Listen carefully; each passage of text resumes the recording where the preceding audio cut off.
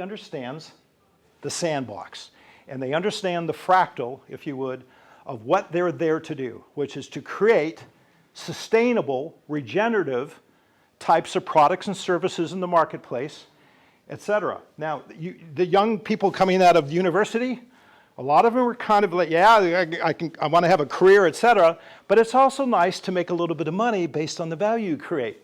So what he does is with these small micro enterprises, it says, if you hit these goals, you will be directly rewarded for the value you create in the business.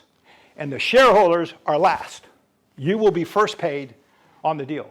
So you want to go fast, then create a product that goes to market fast, etc. He doesn't worry about short, long, or medium term because on the aggregate, as he said, he was asked by McKinsey in an interview, well, how do you think you're going to compete in the future? He says, well, it's very simple. I will out-experiment everybody that wants to get into the area that we're in. And he's absolutely right if you understand portfolio theory.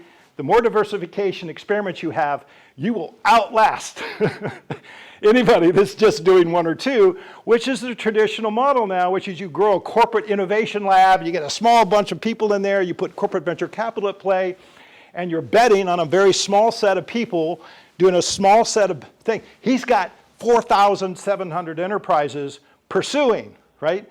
Creating value that they can get immediate return in terms of economic value as well. So this is kind of the skill set, when you look at it from a quantum standpoint, that we're suggesting is why they're a quantum organization, is that it's no longer about building a product in a one-time transaction in order to extract profit. Here's another kind of interesting factoid. They started off being a refrigerator company, right? That was their genesis. And he took it over in the mid-'80s as a state-owned enterprise that was going bankrupt. And a refrigerator, when was the last time you bought a refrigerator? Anybody? Yeah. The average time between purchases, a buying decision for a refrigerator, is 15 years. And what they found out, because they're highly sophisticated how they use data and AI, they found out that the time of the decision window for buying that refrigerator is 3 hours on average.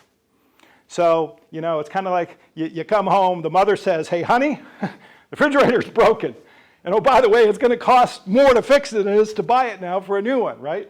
You go down to the store, you know, you might go to 3 different appliance stores, you look at price, you compare features, and usually on average, there's about a 2 to 3 hour aggregate decision-making time to do this.